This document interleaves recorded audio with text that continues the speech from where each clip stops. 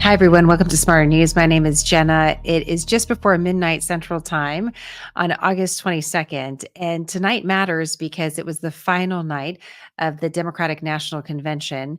And Vice President Kamala Harris officially, in a more ceremonial way, accepted her party's nomination at the top of the ticket for President of the United States. We're here just to provide a quick debrief of what took place tonight. We are going to pull out about 3 points from Vice President Harris's speech and talk a little bit about why that matter and how this speech now has set a tone for the campaign moving forward. As we were getting ready for tonight's broadcast, I was thinking just simply about the timeline and how much we've all been through over the last several weeks. When you just look at the calendar, how quickly the race for the White House has changed and changed in very dramatic ways. So let me just take you back. It was the end of June when we had the debate between former President Trump and President Biden that really was a demarcation of the race, where suddenly the story that we thought we were in suddenly changed. And there were all sorts of questions about whether or not President Biden was going to continue in the race. They started then, but it took about a month or so, just under a month, for him to decide to no longer pursue the highest office in the land. And as we were navigating that time period of great uncertainty for the Democratic Party, we had another pivotal event. It was mid July when we had the attempted assassination of former President Trump. And it was only days later that the Republican National Convention was held in Milwaukee, Wisconsin, and former President Trump addressed the nation for the very first time since that attempt. So we're just a few weeks away from that. Really, all of that took place for the Republican Party mid July, and now we're in mid August, and it's the Democratic Party's time to step to the microphone and establish for the nation, what does the Democratic Party stand for? And what does this ticket actually look like? When there was momentum behind President Biden, we knew that President Biden was going to run for reelection. And whether or not you were happy about that or sad about that or apathetic, that was what was believed to be the case. And suddenly everything changed again in early August, when in a period of about a week, we had President Biden announce that he was no longer going to seek reelection almost immediately after the Republican National Convention came to a close, July 21st. And then it took about 2 weeks for Vice President Harris to officially be nominated to take his place. And now we're 2 weeks after that, that we're in the Democratic National Convention. So every single week almost, there's been a huge developing news story over the last 2 months. And we're not even a total of 2 months out since the debate that changed really this race and will be looked back at as a historical moment in the 2024 election cycle. So I just wanted to place us there because it's easy to just to succumb to the dizzying effects of the news cycle. And that really put the Democratic National Convention in a different footing than it otherwise would be. The conventions are prepared for a long time. It's mapped out. We have an idea of the speakers, there's themes. I mean, people have been working for a long time in these conventions, and to have a candidate change completely and not necessarily a platform change completely, but the tone of the convention change uh, certainly would have been a challenge for any party at any time. And it's the Democrats this time that were navigating this. So I just wanted to kind of place this there.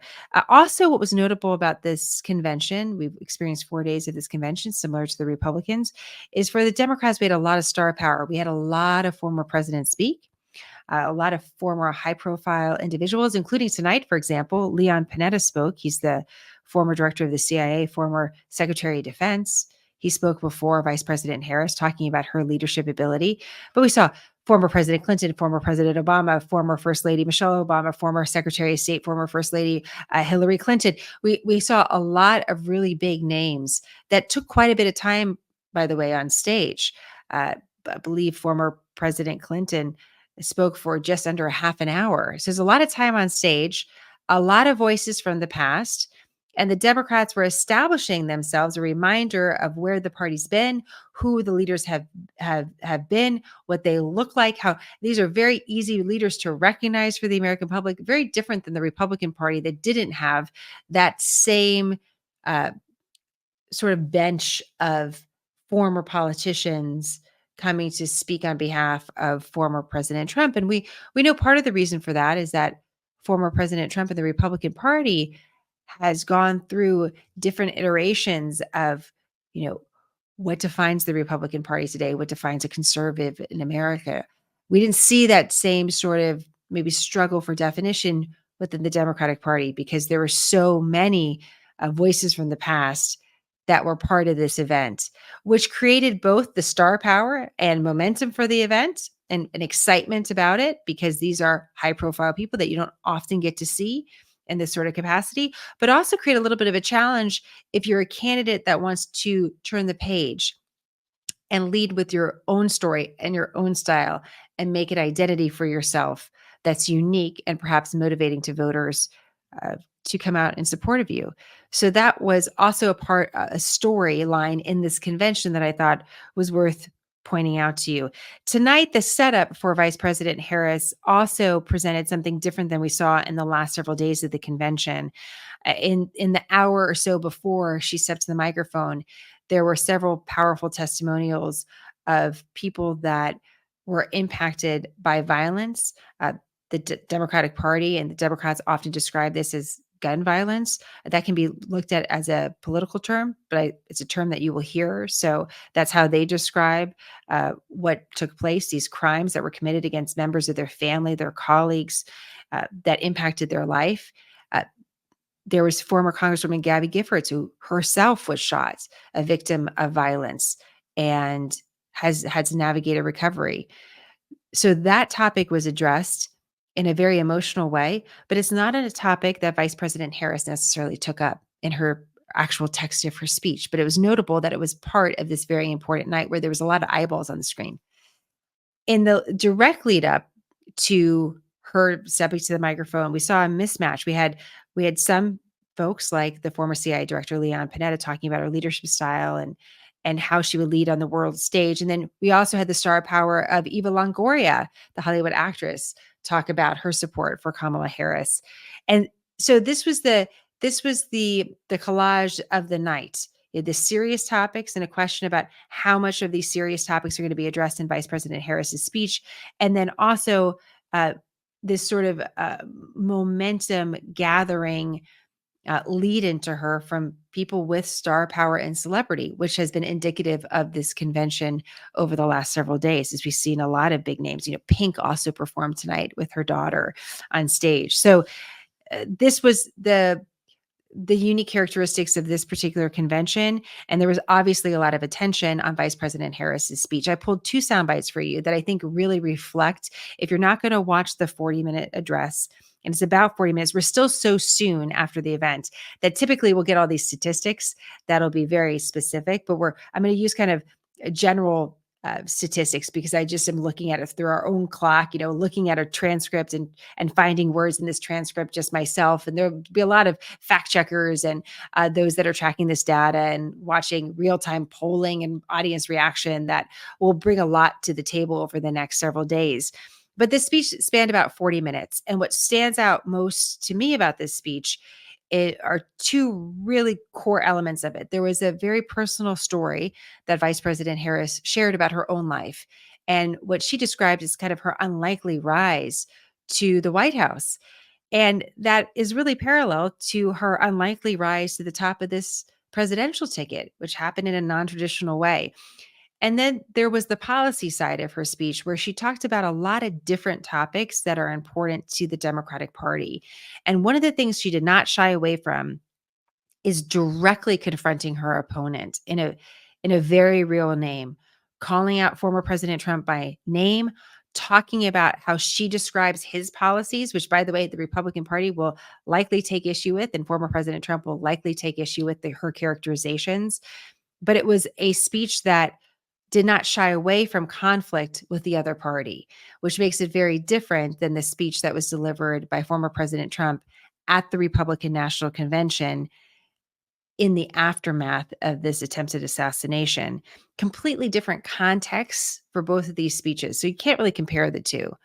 But it is natural to take the second speech that came after the first one and kind of compare and contrast. So we'll do a little bit of that, but we need to remember the timing of both of these speeches were incredibly unique and really matter, and likely were some of the main drivers strategically behind the messaging in both of these speeches. So let's just focus on Vice President Harris's speech tonight. The first 10 minutes was focused on the personal.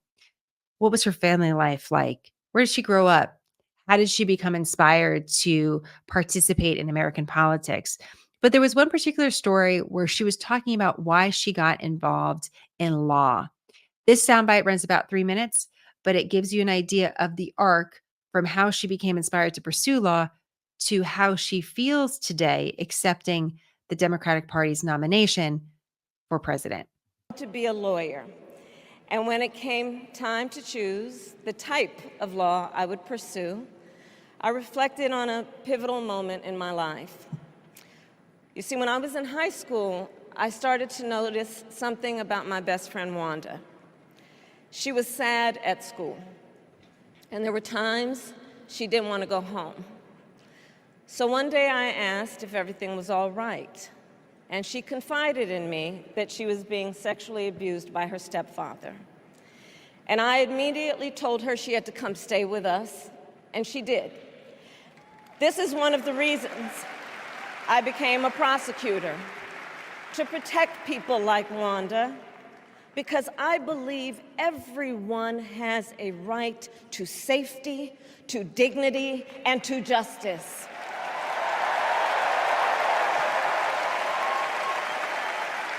As a prosecutor, when I had a case, I charged it not in the name of the victim, but in the name of the people. For a simple reason. In our system of justice, a harm against any one of us is a harm against all of us.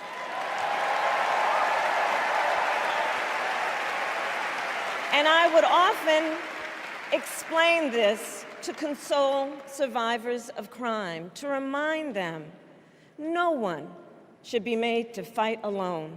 We are all in this together. And every day in the courtroom, I stood proudly before a judge and I said 5 words: Kamala Harris for the people.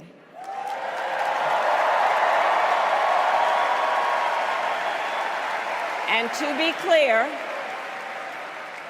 be clear, my entire career, I've only had one client, the people. And so, on behalf of the people, on behalf of every American, regardless of party, race, gender, or the language your grandmother speaks, on behalf of my mother and everyone who has ever set out on their own unlikely journey, on behalf of Americans like the people I grew up with, people who work hard, chase their dreams, and look out for one another, on behalf of everyone whose story could only be written in the greatest nation on earth, I accept your nomination to be President of the United States of America.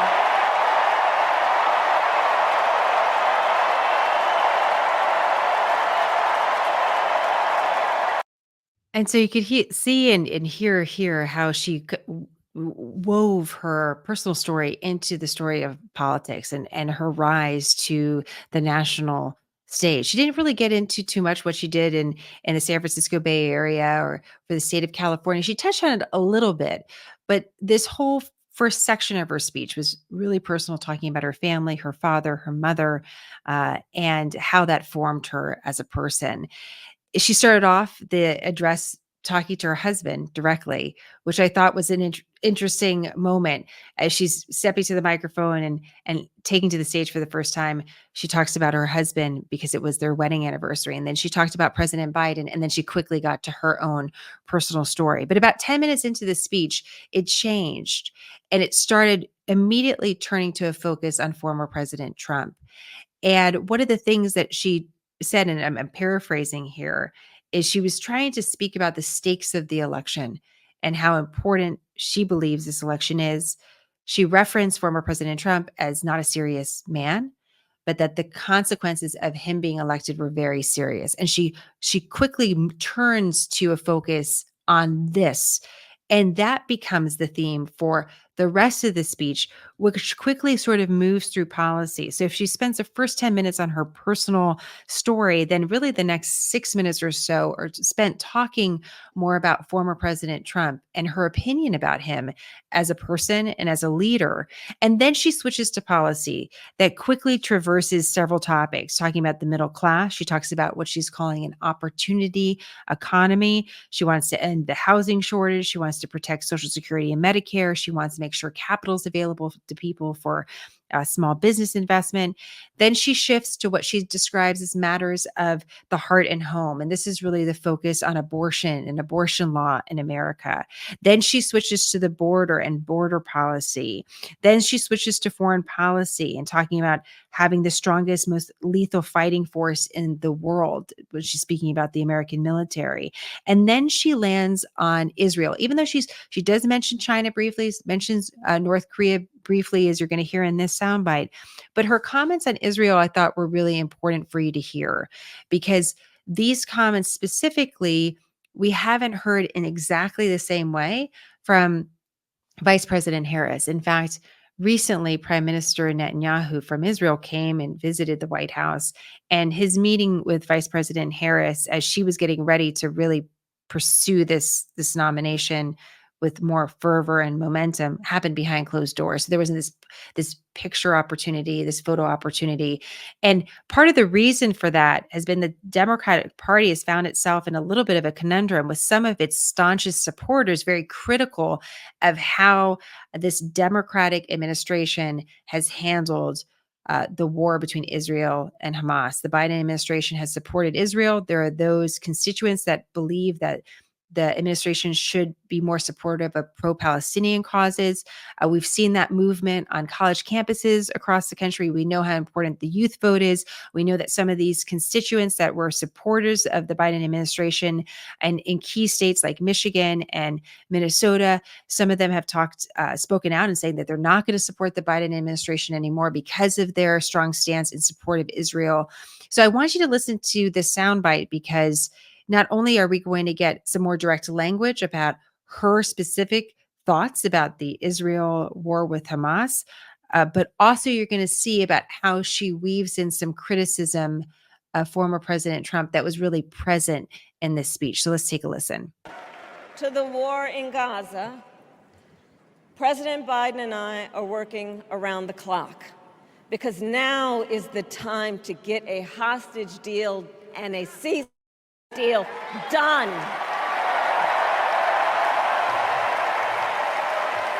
And let me be clear, I will always stand up for Israel's right to defend itself, and I will always ensure Israel has the ability to defend itself, because the people of Israel must never again face the horror that a terrorist organization called Hamas caused on October 7, including unspeakable sexual violence and the massacre of young people at a music festival. At the same time, what has happened in Gaza over the past 10 months is devastating. So many innocent lives lost. Desperate, hungry people fleeing for safety over and over again. The scale of suffering is heartbreaking. President Biden and I are working to end this war, such that Israel is secure, the hostages are released, the suffering in Gaza ends, and the Palestinian people can realize their right to dignity, security, freedom, and self-determination.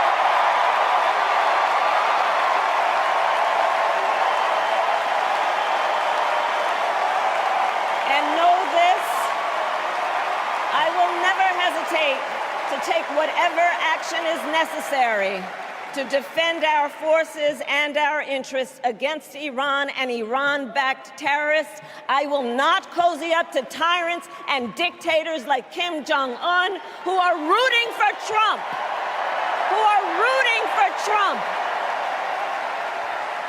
Because, they know he is easy to manipulate with flattery and favors. They know Trump won't hold autocrats accountable because he wants to be an autocrat himself. And as president, I will never waver in defense of America's security and ideals, because in the enduring struggle between democracy and tyranny, I know where I stand, and I know where the United States belongs.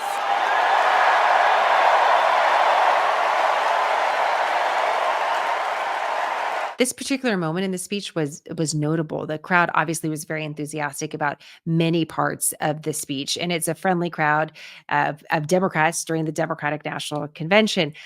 But this moment felt different. The applause were very strong, and you could see that Vice President Harris not only talked about policy, but also tried to draw a very strong contrast, in her opinion, with her opponent. If we look at the speech and sort of step back, I was looking at the text, the transcript of the speech, and that could change because even though we'll get a text of a speech or a transcript, sometimes it can be updated because there were last minute changes or there were some ad libs in the middle of it. But if you look at what is available right now, it seems that Vice President Harris mentioned former President Trump about 15 times in the speech. So if it's a less than 40-minute speech, approximating about 40 minutes, that means on average, there was a mention of President Trump every 3 minutes. And it felt frequent because the first 10 minutes of the speech was her personal story where she didn't mention her opponent. So it's really the last 30 minutes or so where there was quite a few mentions of former President Trump. That was strategic, that was intentional, that was part of the tone of the speech that I think is really notable. If we contrast it to former President Trump, who is again speaking in a very different context, and there was talk about unity and dialing back the rhetoric in the shadow of this attempted assassination, he only mentioned President Biden by name once, twice. And he kind of like stumbled over, like he didn't mean to, and it kind of came out. And he said, "Oh, I'm not even supposed to mention his name." That speech, though, was about an hour and a half. So again, very notable, the absence of the word Biden in his speech contrasted with the presence of the word Trump in Vice President Harris's speech. I'd be curious to be a fly on the wall in those conversations. The strategists that all came together to help write this speech, along surely with Vice President Harris. Different candidates have different styles about how much they want to be involved. But this obviously was a very personal speech. So, we don't know exactly the team dynamic, but I'd be very curious about the conversation about why intentionally mentioning his name so much and how important it was to really to draw the contrast. And equally, I'm very curious to see what did the general audience feel about it. To the base of the Democratic voters, that probably really resonates. To these independent or undecided voters that both campaigns are really trying to court, I'm curious about how that will hit with them. Because if we look back at the past two elections, we know that the dividing line between a winner and a loser in these elections is so very thin. And it's really important to keep that in mind because we're talking about a few thousand votes in some of these swing states that really make the difference between who gets the electoral votes and who does not. So it's a strong reminder about that. What I'm left with when I walk away from this speech and just kind of turning to how she concluded her address was very shortly after she talked about Israel. And although she was talking about the past and talking about former President Trump quite a bit in this speech, she then wants to turn the page and talk about the next chapter and the way forward. And that can be difficult if you're both criticizing your opponent and saying, let's start fresh and be hopeful about America. There was a woven into the speech, as well as the personal and the political, was a sense of patriotism that also I felt was distinct to this speech compared to some other speeches that we've seen in the past, perhaps from Vice President Harris or even from the Biden campaign overall, where she really talked about how important America is to the world, how important uh, our legacy is in maintaining this amazing country that we get to live in and the opportunity that's afforded to us here. And so, in that way, it was optimistic, which plays into the themes of past speakers at the Democratic National Convention that were talking about the joy or joyfulness of this campaign, again, to contrast it with the campaign for former President Trump. So, a couple of interesting tone shifts in the speech and topic shifts, and we'll see how effective it is for both of these political parties. You look at these convention addresses, and you can sort of see that both campaigns they spread a really wide net. There are a lot of topics discussed by two of these leading candidates, and as the topics were discussed, and this is something we can see in similarities in two of the speeches. We learn from the candidates what they think is important and why those things matter. But in both speeches, there is an opportunity for both campaigns to get a lot more specific about what exactly they're going to do, the how. So we have the what, we have the why, but like how do you create uh, opportunity in the economy? What exactly do you do about inflation? If we want a strong military, what does that look like? How do you prioritize it? And these same questions can actually be asked about both campaigns. And so as we close the chapter on the convention season, which we can now do, we're going to shift our gaze to after Labor Day. And what we're going to do and why we're going to do that is we know that every party gets a little bit of a bounce in the polls after their convention because they got a whole lot of press and there's momentum there and there's excitement. Some of that is a little bit contagious. So we often see that in the polling, but we're also going to have both of the campaigns having done some of their own internal surveying of what seems to actually be working with voters. And we're going to start seeing the campaigns zeroing in and getting more specific on the topics they really believe are going to resonate with voters. And so we'll see both of these convention speeches as setting the table, and then we're going to see what's actually being served.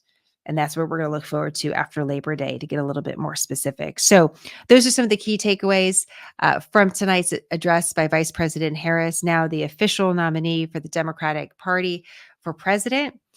And we'll continue to follow along to see what happens next. And as the next couple days play out, we'll see sort of how the news settles.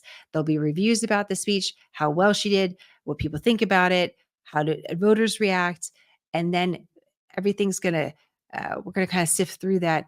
And not that we're going to restart, but we're going to reset after Labor Day, and things are going to get a whole lot serious because we're going to be 2 months away from voting, from officially election day. Obviously, voting starts a little bit earlier than that. So I'll be curious about your thoughts about what you saw at the Democratic National Convention, what you think about Vice President Harris's speech. And I look forward to continuing to serve you quick, concise, nonpartisan news during what feels like very hyper-partisan times and a very pivotal moment in our country as we get to navigate this election period in this sort of way every 4 years. So it's an important reminder. I know there's a lot of focus on the presidential election, and rightfully so, but we're going to see the entire House of Representatives up for re-election and a third of the Senate. So these are also going to be really important races to watch, and hopefully we can highlight a few of them as we get closer to Election Day as well.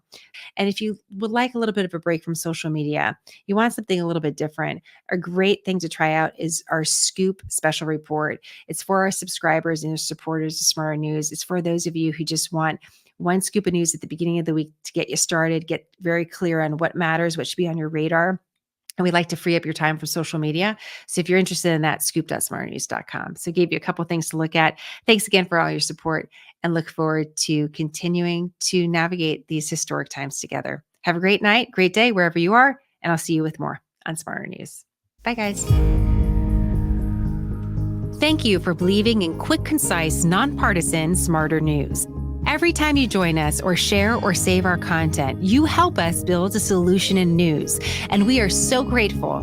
We have a few other ways you can support our mission, from joining our insider community scoop, to shopping our gear at our SmartHER shop, to just telling a friend. The best way to do any of this is to visit smarternews.com or follow us at SmartHER News on social media. Don't worry, we put all of this in the captions so it's easy for you. Plus, we added our email just in case you want to drop us a note. We always love hearing from you. Thank you for helping us deliver news smarter.